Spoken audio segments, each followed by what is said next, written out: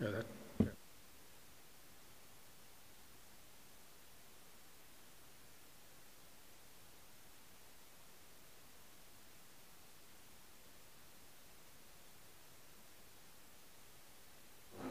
Oh my God, you turned that one on. It's live now.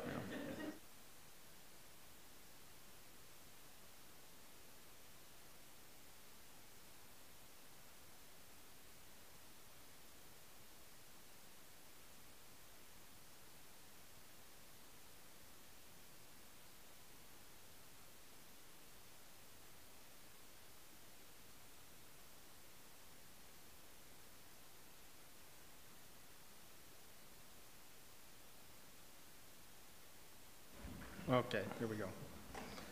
My name's Jeff Roberts. I'll be the chair for this meeting, and all questions and comments shall be directed to the chair.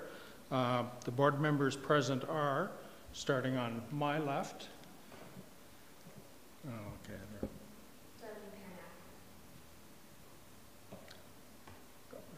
Okay, there we go. There, it's not working now. So you can say Darlene Pernack. Garney Baker. Jeff Hillstead. Alyssa English. Florian Youngin.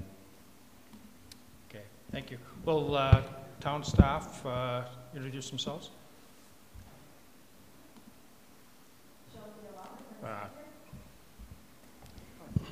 Try that one. Jolene Noel, recording secretary.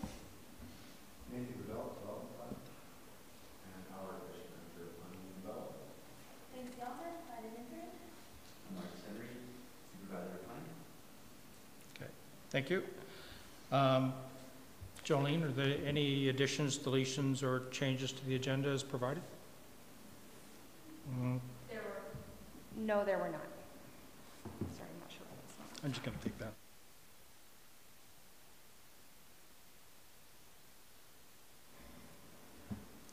I move that we adopt the agenda as presented. All those in favor? Motion carried. Any additions, deletions, or changes to the minutes of the previous January meeting? No? Okay. Move that we I move that we adopt. the minutes of the previous meeting. All those in favor? Motion adopted. There we go.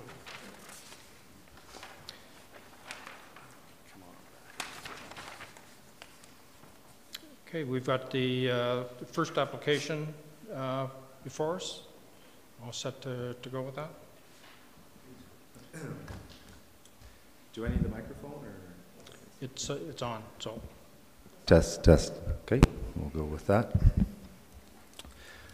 Good afternoon, members of the Canmore Planning Commission. My presentation this afternoon is in regards to DP 2018-250, an application proposing a fourplex development located at 1418 2nd Avenue. So just beginning with the applicant's sustainability screening report, the report indicates the development has a slightly positive impact with a score of 2. Through the SSR, the applicant is committing to certifying the project Built Green, level silver. Any questions about the applicant's SSR before I move on? No? Okay. So where is the site? For those unfamiliar with TP Town, it is located up there on the map. It's bordered by the Trans-Canada Highway, Bow Valley Trail, just south of 17th Street and north of the hospital. It's a residential neighborhood. Here's a close-up of the subject site. You can see that there's an existing single-family home.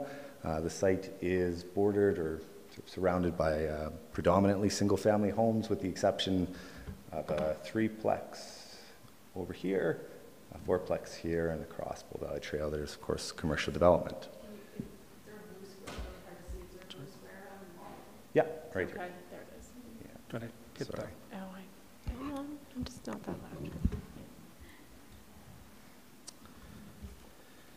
Oh, so what can be built on this lot? So the TPT-CR District Area E allows for a diverse set of building forms and uses. It's meant to be a mixed-use district, and as such, you can do a couple of different things in there. Some example permitted uses would be a single-family home, duplex, townhouse up to 4 units. Some example discretionary uses would be a mixed-use building, so at-grade commercial with residential above, and a small-scale hotel up to 12 units. So what's being proposed, as I mentioned, the application proposes a fourplex, which is a permitted use in the district. The development complies with the land use bylaw with regards to the provision of amenity spaces. So there's an at-grade amenity space, as you can see up on the slide here, for each unit, and then there's an upper deck as well for each unit. The provision of parking, there's 2 parking stalls in tandem for each unit as required by the bylaw, 1 in the garage, 1 on the driveway. The upper story steps back as required. You can see here, there's the second floor right here. The upper story is stepped back in the front and the rear, and it's also stepped in on the sides. Minimum roof pitch, the district requires 612. That's what the development is proposing. In regards to colors and materials, there's no specific requirements in TP Town for colors and materials. However, what's being proposed aligns with what the town would require in other districts, which is hardy board, stucco, the use of timber. The colors are dark tones, which is what we usually look for as well. The building complies with the side and rear building setbacks. On. I'm sure you're wondering where it doesn't comply. So the application requires 5 variances. These include to the front building setback, driveway length, building height, rear deck setback, and mirrored exterior appearances of the units. The TPT-CR district states that for an application requiring variances, that the Canmore Planning Commission be the development authority, which is why the application has come to you. It should be mentioned that the application exceeds the bylaw in certain areas. For example, green building requirements. As I mentioned, the project will be certified built green, level silver. The town does have requirements, green building requirements for new development. An applicant can either go through the town's green building procedure, or they can use a third-party certification, such as LEED or Built Green. We usually, the town tries to encourage the third-party certification because their requirements are more rigorous than ours and higher, and it usually results in a more energy-efficient building in the end. So somebody goes through the third-party certification, it's viewed as sort of a community benefit, if you will. The building is also set back an additional 32 centimeters from each side property line, allowing for more space between the proposed building and the neighboring building. Back. So there's essentially more space here. The district requires 1.5, the building setback 1.8. So it results in about a foot on each side. You can step back further, so it's make a noticeable difference if you walk down the side there. And finally, the district doesn't require new development within TP Town new development to provide new trees and shrubs. However, the applicant is proposing to provide 4 trees and 11 shrubs, which should help to green up the neighborhood. So if we take a look at these Can I ask a bylaws- question? Nathan, I'm in front of you. Hi. What is the built green requirement for TP Town by the bylaw? What level? If silver exceeds, what is the requirement? What would the town normally require? Right. We would require 10% better than the reference house. So essentially, if you're an applicant and you want to build in Canmore, what you need to do is you need to get an EnerGuide score, essentially, which is you complete a blower door test. There's a national program that your green energy advisor would register you in, and you get a score. And essentially, you'd have to be 10% better than whatever the reference house would be. Basically, it's an absolute score. But in regards to built green silver, I think silver is between 11 to 20%. We're one step up, is what you're saying. Yeah, Okay. In a nutshell, you're one step up, and they have, the Energuide score just relates to essentially airtightness. It's an airtightness test. How efficient does energy efficient, or how well do you hold the heat? Built green would have some other requirements as well in terms of fixtures and things like that that go beyond just the airtightness test. Any other questions on that before I move on? No? Okay, great. All right, so looking at the first two variances, the first to building setback and the second to driveway length, the district requires that buildings be a minimum of 2 meters a minimum of 2 meters and a maximum of 5 meters from the front property line. So if you look up on the slide here, the orange rectangle represents the range in which the building the front footprint should be within. The intent of this regulation is to bring buildings closer to the street to create larger backyards, to result in good view sheds with those backyards, and to help preserve existing trees in the backyard. So this was something that was established when TP Town went through the process of creating an area redevelopment plan, essentially a plan for the community, how redevelopment should look. And they said, we really like our backyards, and so that's something the town tried to preserve. And so through that, buildings are typically pushed to they are required to be closer to the street. So the district also requires that new development be placed such that it's no more closer than 2 meters to the street or the lane. So it's a contextual setback designed to protect existing development so that you're not looking at a huge building wall, essentially. So the challenge is it can be difficult to meet both of those requirements, to be within the orange rectangle here, but also not more than 2 meters from the adjacent building, the neighboring buildings. So in this case, the development meets neither requirement. It's 5.88 meters from the front setback, and it's 3.6 meters closer to the street than the adjacent neighbor. So related to this, the development also requires a variance to the minimum driveway length, which is 5.88 meters, and the minimum is 6. The applicant wishes to avoid creating long entranceways as they believe they're of little value. For example, if the building has to be located within this orange rectangle here, but you need a 6-meter driveway, what that does is it kind of pushes the driveway back, or you need to bring the entranceway essentially up. The requirement doesn't say the whole building has to be within it. You could just have a portion of it. So either way, the applicant doesn't wish to have a really long hallway because they don't see that that's a great use of space, nor do they wish to push the garage further in because that eliminates space within the development. Administration supports these variance requests because we feel that setting the footprint of the building further from the property line reduces the amount of building wall that would be visible to the adjacent neighbors, so it's aligning with the contextual requirement better. Also, that the additional space in the front yards would be valuable to those units.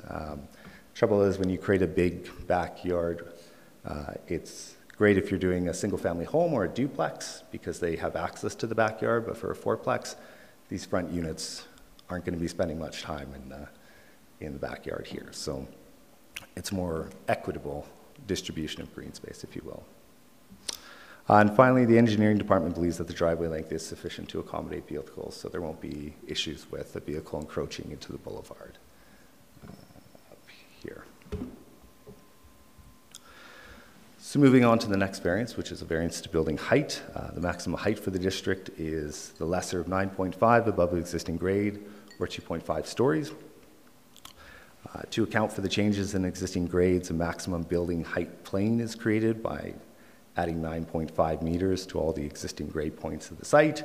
And so fluctuations are sort of caught. And normally in the valley bottom, this is fairly simple because you tend to have flat sites, so it's just straight up. But this site's slightly unique, given that when you look at the picture here, you can see at the front property line here, it goes whoop, up, It goes back, and then it'll come down a bit. So there's sort of a mound here, and then it comes down. So the applicant isn't proposing to have different heights for the front and rear portions of the building. It's essentially a consistent absolute height for the building.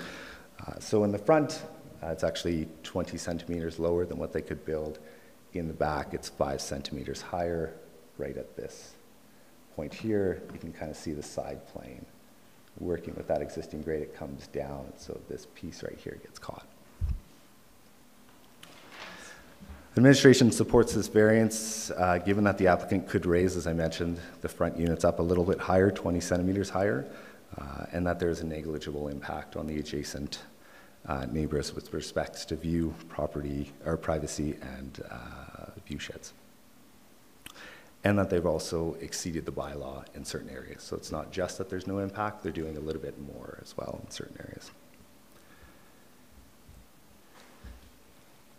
So looking at the next variance, which is a variance to the rear deck setback. The district requires that rear decks 1 meter above grade be a minimum of 10 meters from the rear property line. The proposed deck is 8 meters from the rear property line. If you look up on the slide, you can see the red line represents where that setback line is. The intent of this regulation, again, as I mentioned, was to sort of create larger backyards.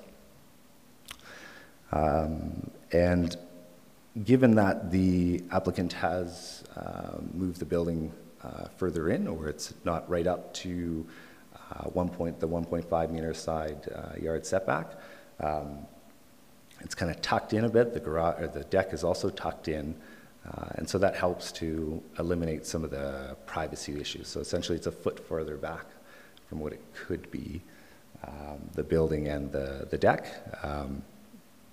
If you look at the view of the lane here, you can see that the view over here would just be the neighboring garage. So there's really no impact on this neighbor because the rear units would kind of come out to here, so all they would look at is the top of the garage. So there's really no privacy issue. This area would be more in view. But as I mentioned, given that they've set it back about a foot and the building included with that there's sort of a trade-off there. The building isn't as close to that existing home as it could be.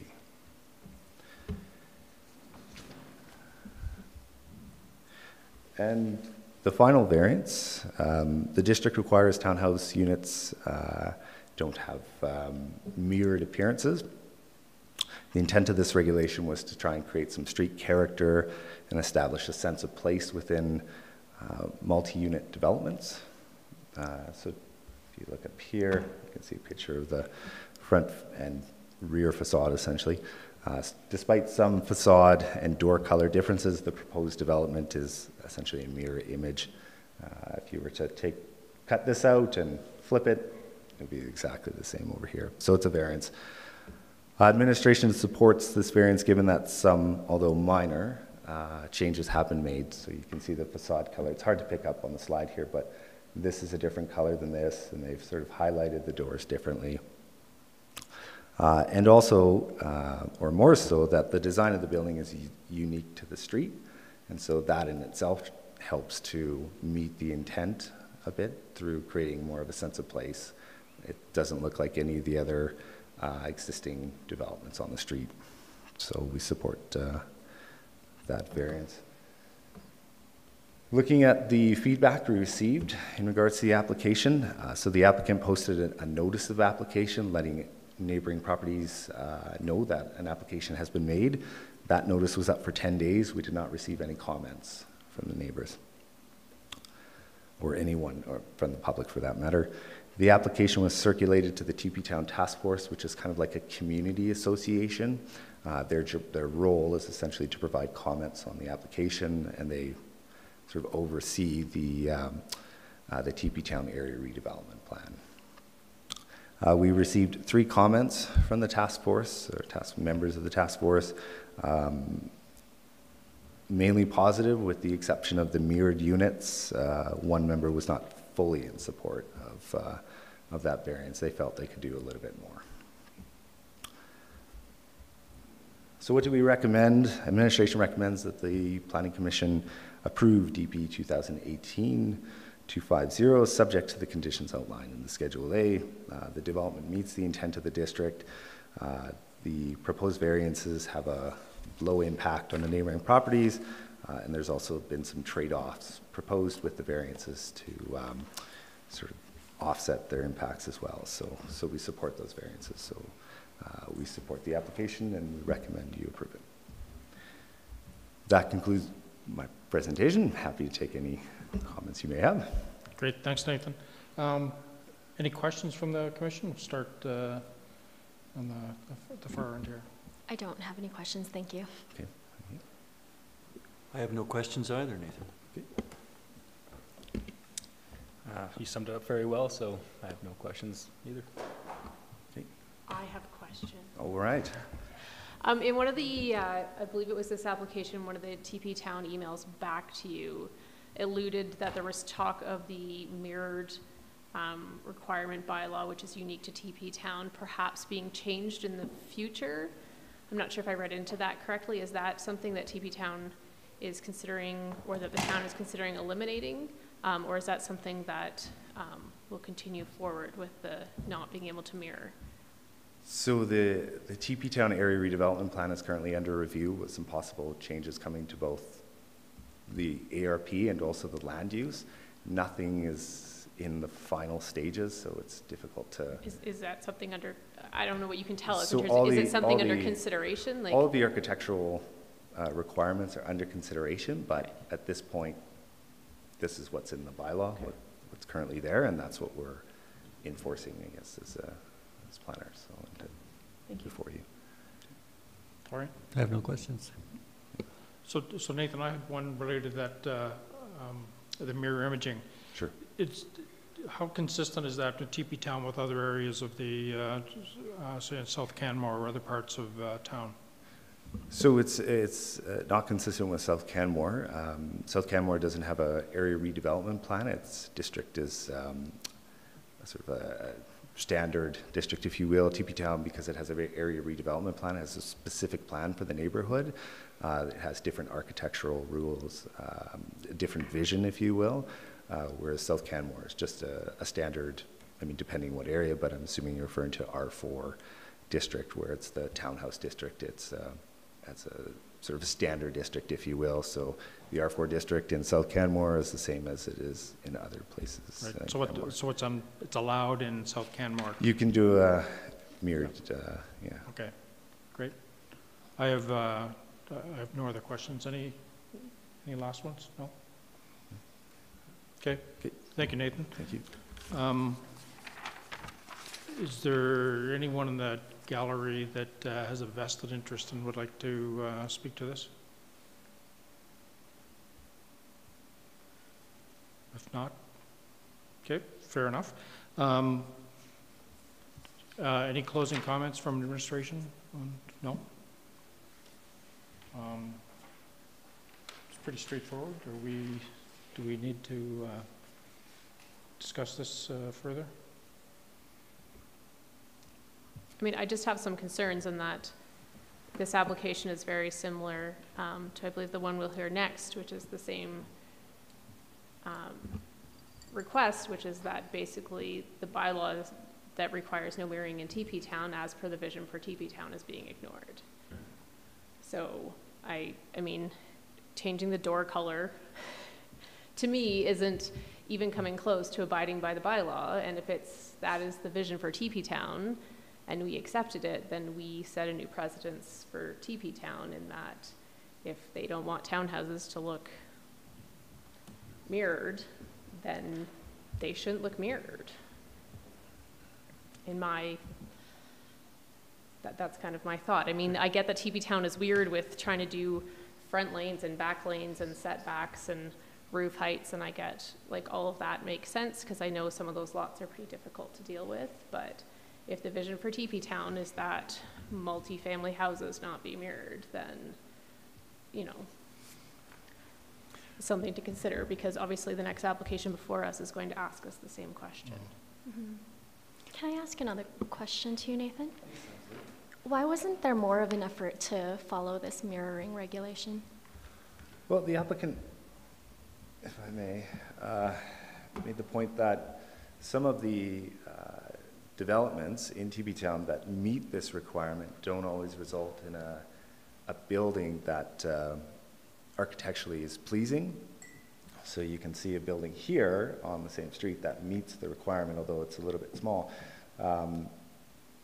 The applicant's argument is that this is a much nicer and appealing building for the street than this is. And so they feel like if the objective is to just create, like, you don't want to have cookie cutter design and development. They didn't want every house to look the same. And so if you're still meeting the intent of that requirement, although you're maybe not, you still have some, it's still mirrored, there's a rationale to support it. So, you know, yes, it's mirrored, but it doesn't look like any other development on the street, which helps create that sense of place, which helps. Right. But will it next year? Will it next Well, year? I'm just saying, like, that's the houses next door are currently older homes. If you were to take one of those down and build another mirrored house next to it, do next year we run into the problem of the mirrored house next door now looks the same? So that would be part of the rationale. I'm wondering if we're going down a rabbit hole. So your concern is whether or not this would be consistently granted. And so all you're getting is... And then next thing you know, you have a series of cookie cutter mirrored duplexes as the years. And I guess maybe we should clarify, we are not bound to like this doesn't become precedence because we approve this. Doesn't mean that the next applications will be held to that. That's correct, yes. And so, I mean, if somebody was to propose an identical building right next door, there wouldn't be a good rationale to, because it wouldn't be meeting that intent, because it's not unique, it's not creating any sense of place if it's sort of the same as the one right next to it. So I think that would maybe address your concern, is that, you know, by allowing for a mirrored unit doesn't mean you have to allow for every mirrored unit on the street. They'd still have to have a good rationale for planning to support that variance and to get approval from the CBC. In my opinion, I think the architectural appearance here is quite acceptable and it meets the intent of the bylaw. So I would agree with staff's conclusion there. I think there's also value in the fact that the applicant is providing trade-offs for their requests for variance. And I think that's, you know, our responsibility as a board to evaluate and use our discretion whether these applications meet the intent of the bylaw or not. Yeah. And I think that's something that we can do. I might be not correct about that, but. Yeah. No, I agree with your comments, Florian. I'm satisfied with the rationale provided by administration, and I think that it's nice that they've exceeded the regulations in other areas. So I support this amendment. Could I have a motion to approve this development with the approved variances and the conditions of approval as determined by staff? I'll move to accept the recommendation by staff. Yeah. All those in favor? Opposed? Motion carried. So those that are not here for the second application, you're free to go. Otherwise, perhaps I can call on staff to present the second application.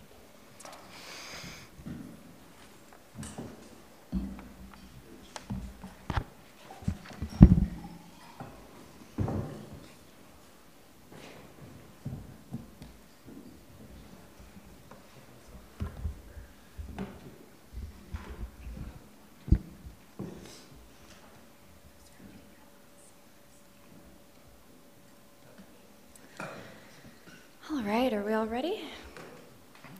Okay. Hello, I'm Lindsay. Thank you for taking the time to come here. So I'll be doing the second application today. It's also for TP Town, so I don't want to sound too much like a broken record since Nathan went over a lot of the requirements and the intents. So this might be a little bit shorter than his rationales. So this is for 1235 First Avenue. It is for a threeplex. It is DP2018-277. So first, a little timeline of this application. It was originally put into our office November 22nd. It was deemed complete in December 27th. The notice of application was posted on site the next day. We received no comments from the public on this. It was advertised in the paper once administration was satisfied with it, March 21st, and we're here today. So first, the sustainability screening report was completed correctly and has a positive score of 0.91. Should you have any questions throughout this, feel free to interrupt me and let me know. So we'll give you some site context for this. This is an aerial of the section we're looking at in TP Town. Now, this is a different area than Nathan's application. We are in Area A. So the yellow box is where we're looking at. For some context, where my red laser is, this is 13th Street. And in front of us, this is where the house driveway looks onto, is First Avenue. Behind us, we have a laneway. So way over here, where my pointer is Bow Valley Trail. And to the far right here, you can see the hospital playground area. All right, so the existing conditions. Currently on site, we have a single detached home. I have here a front view looking from First Avenue and a rear view looking on the lane of what is there. Both of these, First Avenue and 13th Street, are local roads. And our neighbors. So our subject site again is in the middle, the single detached home. To the left, we have an existing bungalow, and to the right, we have a redeveloped single detached home, but it's 2.5 stories. So what can be built there in Area A? So this is different from Nathan's in that this is a residential context. You can have a single family detached dwelling, single family plus dwelling, a duplex, or a townhouse. So there's no mixed use, no commercial, and nothing larger than 3 attached dwelling units allowed in this area of TP Town. So here is our proposed building. The top is our site plan, and the bottom are the renderings. We have the front view from First Avenue on the left, and on the right, we have the rear view from the lane. So I'll explain the site plan for you guys because it can be a little confusing on first look. So Unit C, which is facing the lane. This is our rear view rendering. This is actually using some of the existing house. So the chimney, the wood siding you can see here, and the carport are pre-existing. So they're not changing the footprint of Unit C. Units A and B are the new additions, and this is the front view that we see here. Now for the parking, how this works is that Unit A and B, everyone in the site, all 3 units require 2 parking stalls, so that's 6 required in total. Unit A and B each have a garage for 1 car. However, the driveway is not long enough to allow another car to be in tandem with that. But Unit C, as I mentioned, is reusing the existing footprint, so they didn't want to have to pick up the whole house and move it back to make the driveway long enough. So the 2 remaining parking stalls for Unit A and B are right around the back here in the laneway, parked beside each other. There is a walkway that the applicant's providing along the side of the house for this. Unit C parking lot is in the existing carport with the 2 cars in tandem. So this development is compliant with the side yard setbacks, the front yard setbacks, its parking requirements, the landscaping, the building massing, the building height, and the maximum site coverage of 45%. In terms of landscaping, as Nathan mentioned, there's no requirements in this bylaw for TP Town for specific landscaping. 2 trees are being removed, 1 in the lane, it needs to be removed to fit the car pad, and 1 in the front, right up here, to fit the duplex. In exchange, the applicant's adding in 2 rain gardens and some shrubs. As well, this building reflects the Rocky Mountain architecture character using stones and wood, as Nathan mentioned in his presentation as well. In terms of street presence, TP Town requires a strong street presence in that dwelling units must address the street and have a front door facing it. So along First Avenue, this is met. You can see the doors here, and there's a large deck up front with amenity space requirements. The rear unit faces the lane, but this is not considered a variance from administration because the intent of this regulation is to encourage activity in front of the building and ensure visibility and pedestrians. So essentially, we want to eliminate side entrances. So that's really easy to accommodate for a duplex or a single-family detached home, but when you get to 3 plexes and above, that's not very reasonable. So we feel it's not a variance. All right, so does it comply with the bylaw? There are 4 variances in this application, and again, you'll hear some repetition from Nathan's. Apologies there. The first one is a rear yard setback for the deck. They're requesting a variance of 2.41 meters. The second one is for building placement.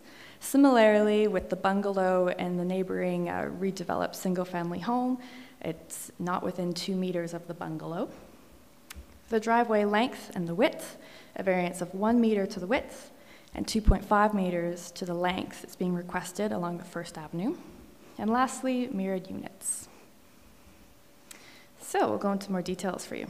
The first variance, rear yard setback for the deck. So our lines, any decks that are 1 meter or more above grade need to be 10 meters back. So that is my far right line here. Their deck extends and it's 7.59 meters. However, administration supports this variance as they're reusing the existing footprint of the house, and this deck looks onto the laneway, so we do not feel that it's a privacy concern. Second is the building placement. So our orange line here is the bungalow, how far it goes up.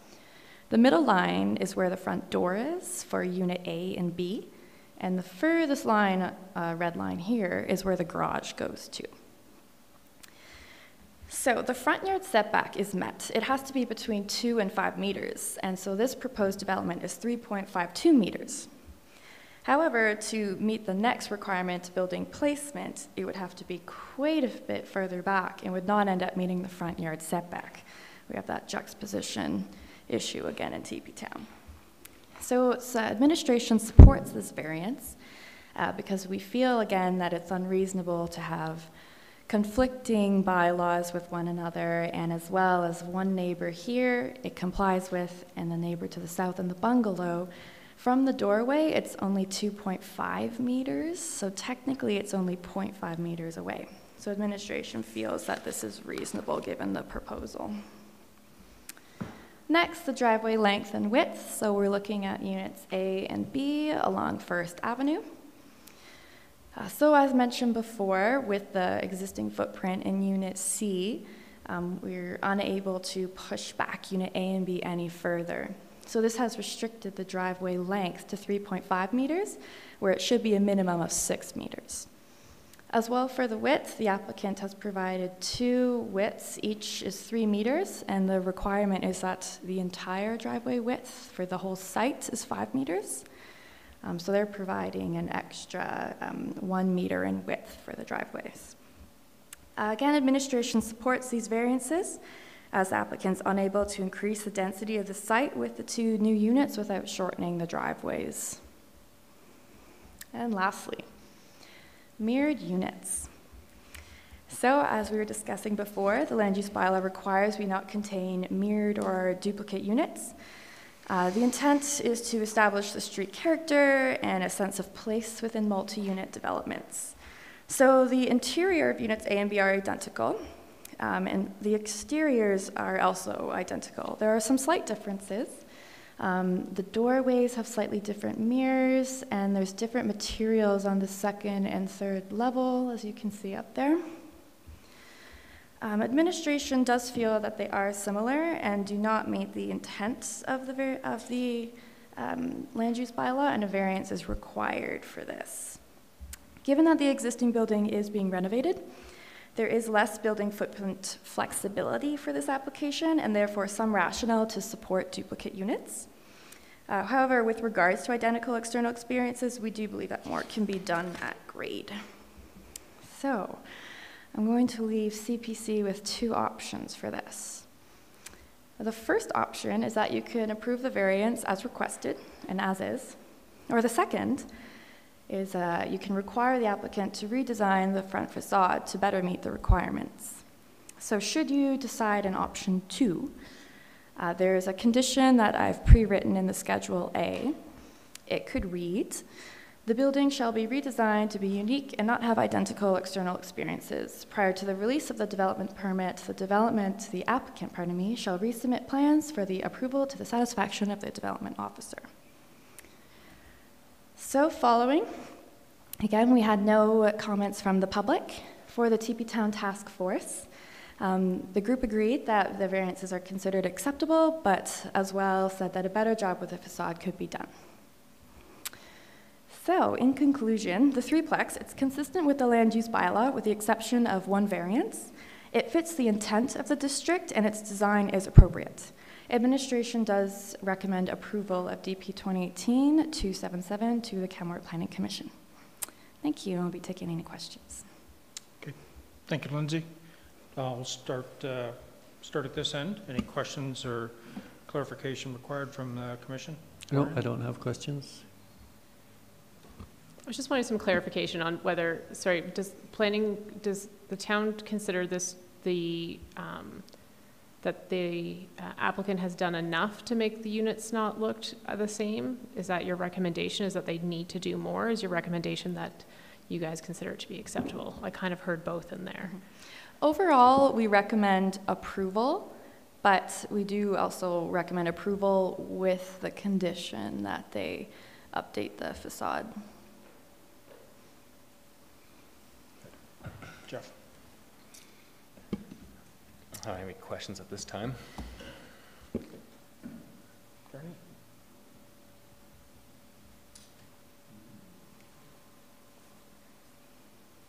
No, I have no questions this time either. Let's think for a few more minutes.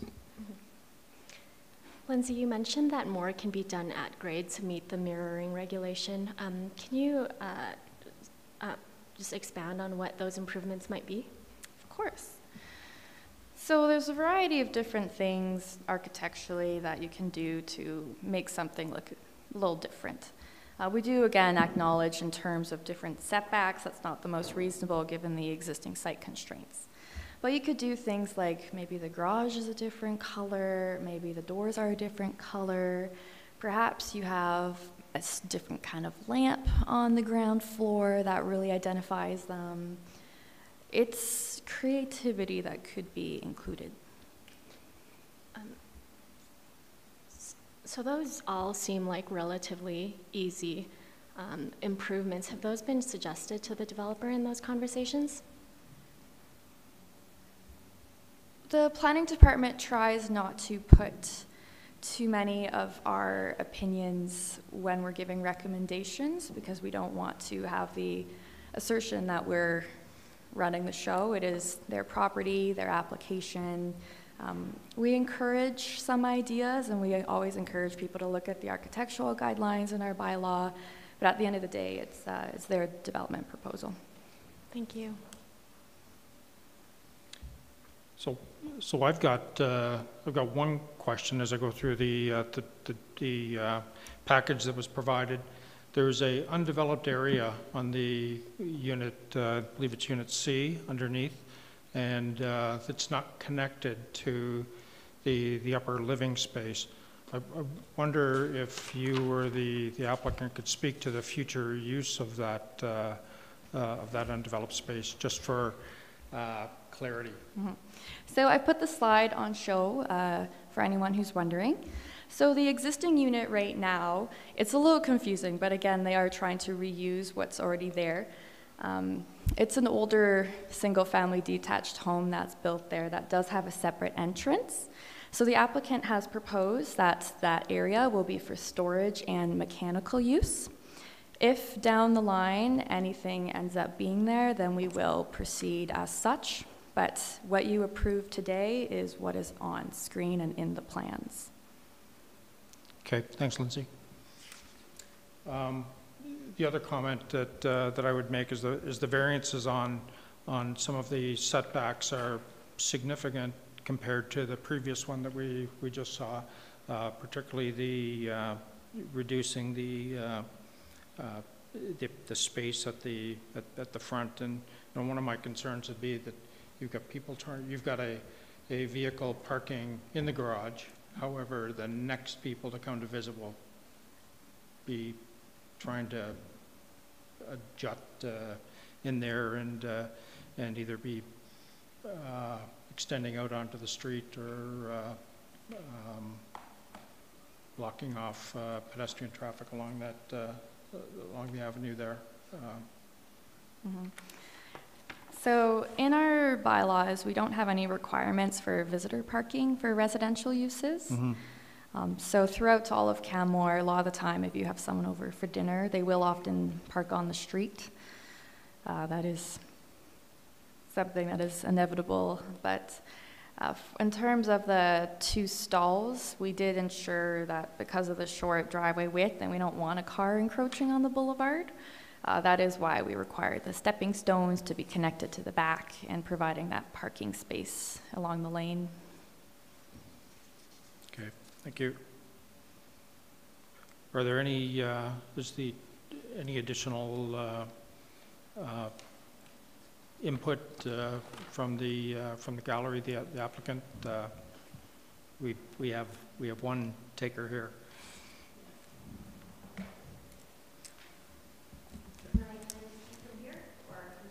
Into the mic.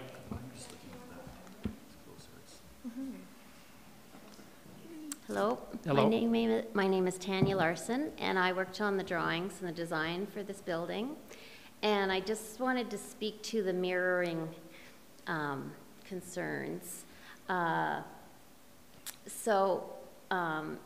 give you a little bit of feedback or background, some of the challenges in TP Town, first of all, the maximum height is 0.5 meter lower than anywhere else, like the R4 zoning and the rest of the town. So there's challenges just trying to get adequate height to begin with.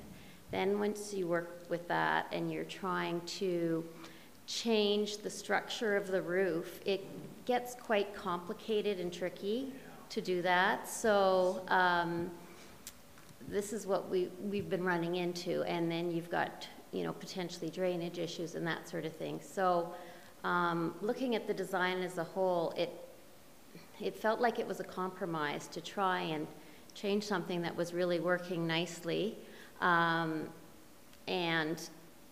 by just doing little Band-Aid solutions in my mind, such as changing a door color or changing a light fixture, I feel like that is compromising the overall design of the building.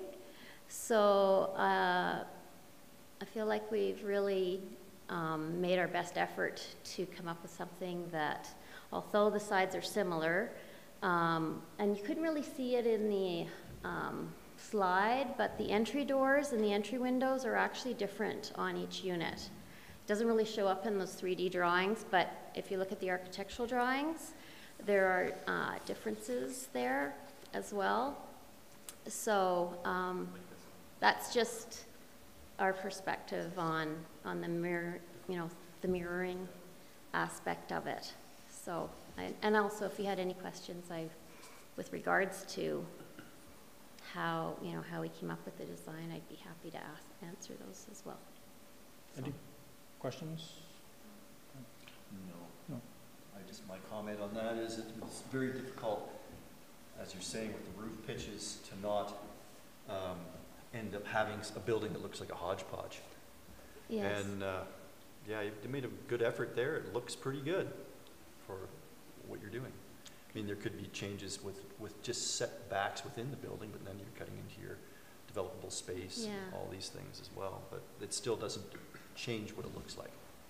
Right, right. I mean, I don't know if you can see it on the drawings, but the units are staggered on each floor. Yep, the top floor and then the middle floor are staggered from each other, alternating. So that was one. That's about all you can do. Yeah, yeah. So. Okay. Jeff? No. Melissa? I mean, not to repeat myself, as Lindsay would say, but I mean, it's a beautiful looking home.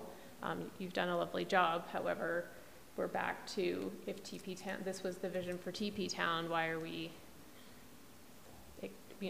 basically flat out ignoring it? I understand all the other idiosyncrasies of building in TP Town in terms of setbacks and, you know, the challenges of trying to maintain the footprint of the existing house. But, you know, I go back to why is this bylaw there? And I don't know if there's plans to change it in the future, but clearly this was part, you know, it was, I don't know how well thought out it was, but it, you know, it's in there, and it's, to me, a pretty big variance to basically flat out not do it, so. Florian? Well, if we're going to move on to comments, I think that in this case, using my discretion, I would say the facade looks mirrored. It doesn't look the same as the previous application, and I would agree with staff's assessment that it doesn't meet the intent of the bylaw.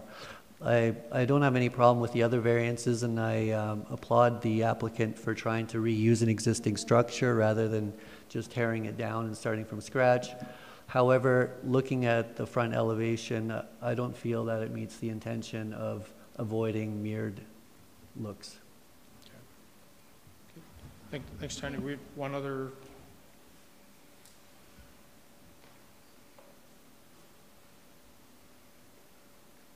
Hi, I'm Michelle Hoegveld. I just wanted to address the fact that the existing building is actually an old log home, and so that's one of the reasons why we are trying to retain this character on the site. And this has caused a lot of issues in terms of design in how we add on to this building with roof lines and setbacks and a number of other issues. For example, in the back, it's not showing here, but on the deck setback, the deck is actually existing. So we're not adding a deck into the backyard. The deck is already existing. We're just refurbishing what is already there in order to maintain what is already there. And also on either side of the property, there are 2 garages, like each neighbor has a garage that is actually rented out. So those are residences that are set back further than our deck. So our deck is actually set back quite a bit more from the laneway than the other 2 properties. In addition, again, we're talking about roof lines. On that mirror imaging, we did attempt to have some shed-type roofs on the front, but because those were not allowable pitches, it has to be a 6/12 pitch, those were not allowed. And so those changes to the design in terms of coverage over decks, over the upper deck, wasn't allowed. So we did attempt to make some changes to make it not a mirrored image. With regards to changing garage doors and things like that, we were trying to keep a wood look, to keep it a more mountain feel. So certainly we can go in and put a bright red door and a bright blue door. We can change those colors. We can make them dramatic, but we don't feel that it works. Pardon me, I'm losing my voice today, on the streetscape, because we're trying to not have such a modern feel for an older historic neighborhood. There are other mirrored units in TP Town that haven't been shown, that are more mirrored even than our unit as well. So I just wanted to bring that up. Do you have any questions? Sorry, I'm losing my voice. No questions. No. Okay. Oh, with regards to that lower unit as well, it is to be storage. Okay. That is just a stored, there was never actually any stairway or anything between the 2 units. It's existing right now with no stairwell below. So that is just a storage area, and it'll all be mechanical for the 2 units. Great. Okay? Okay, thank you. Do we need further discussion on? Can I just ask Lindsay another quick question? 2 quick questions. Do you know what the timelines are for the ARP review? Sorry, could you repeat the question? That's okay. Do you know what the timelines are for the ARP review? Ooh, I do not. Nathan may. No? We had a spirited TP Town Task Force meeting on Monday night, and we are trying to digest the input received from that. So the short answer is no. We're trying to work on this fairly quickly, but we have a lot of other stuff on the go as well. I would hope to address this in some fashion before the end of 2019, especially the concerns around the architectural requirements. But it may end up being longer if the discussion gets deeper into a broader set of changes that would involve kind of redoing the area redevelopment plan. So it's a very long way of saying no. Okay. I don't know what the timeline is, sorry. Thanks. And then second question, is this the first house on that street that would have that mirrored look?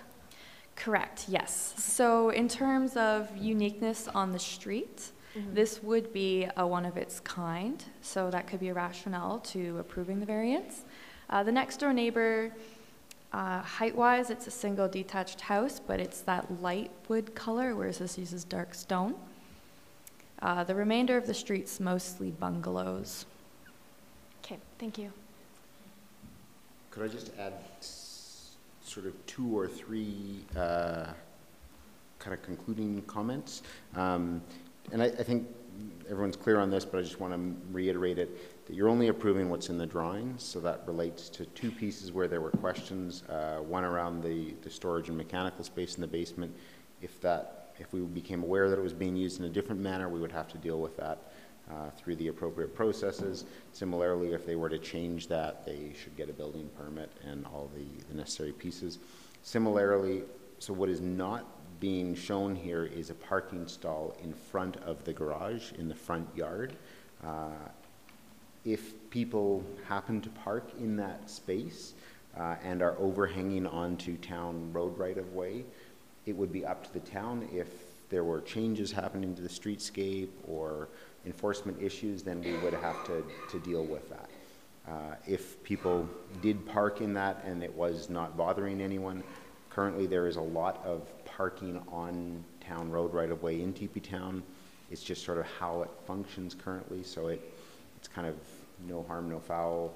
If at some point it changes in the future, the town would be obligated to notify people and then undertake enforcement. The final piece is just, I just want to bring to your attention that in the recommended conditions of approval, it includes condition 11, which requires changes to the facade to address that. So as you deliberate going forward, I just want to make sure that if you are not expecting those changes, you should delete condition 11. If you are expecting changes in accordance with condition 11, then leave it in, or it's also obviously your prerogative to have it come back to Planning Commission or amend condition 11 or any of the conditions. So it's up to you. Just don't forget about condition 11, or if you do leave it as it is, make sure you do so intentionally. So Alaric, if we approve it with condition 11, which is for some changes to be made, correct? Or I can ask Lindsay this. Who then approves the updates? Was that come back to us, or would that go back to the development officer? So the way it's worded right now is it would be to administration. Yep.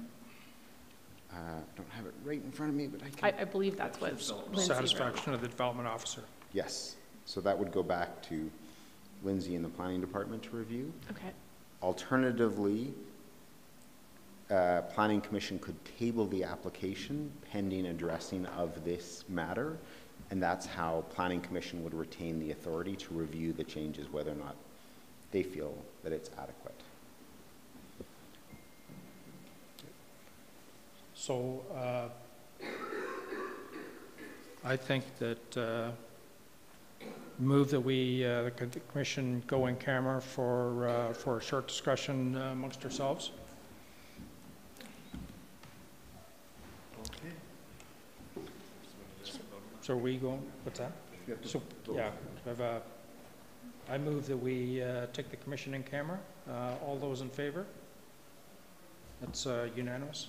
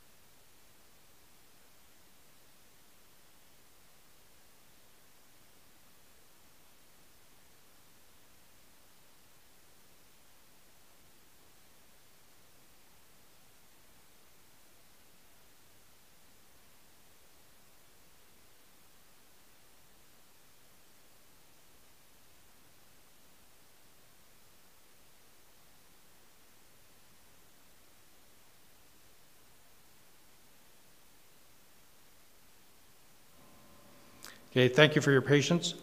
With the board, commission has deliberated on the information that's been provided, and I'm prepared to make a motion to approve the development with the 3 approved variances as listed in the commissions for approval, in addition to approving the optional variance that is listed under optional variances. So that's the approval, variance number 4 would be approved, and remove the condition 11 to having the applicant return to the development officer. So a lot of discussion that we had on the mirroring. Part of the decision that we took was based on the significant benefits of using existing structure and the attempt to incorporate the existing structure into the development. So if I could, we have a motion. All those in favor? Those opposed? Okay, thank you. Carried. Any other business? No? The next meeting, Jolene, we have nothing scheduled at this time? Okay. I move that the commission adjourn this meeting of the Planning Commission. Those in favor? Those opposed? No, we're all there. So, okay. Okay. Thank you.